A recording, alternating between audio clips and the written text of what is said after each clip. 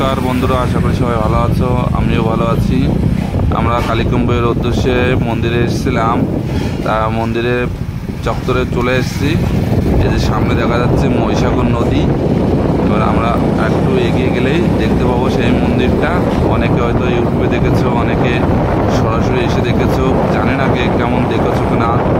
তবু আমরা এসেছি যেহেতু, ভাবলাম একটু ভিডিওর মাধ্যমে তুলে ধরিয়ে তোমাদেরকে দেখানোর চেষ্টা করছি।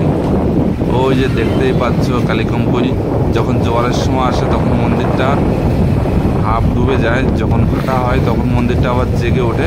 তখন সমস্ত দলে দলে শত শত হর হর মহাদেবের ভক্তরা মহাদেবকে মাথায় জল ঢালতে আসে। দেখো, দেখানোর চেষ্টা করব মন্দিরটা।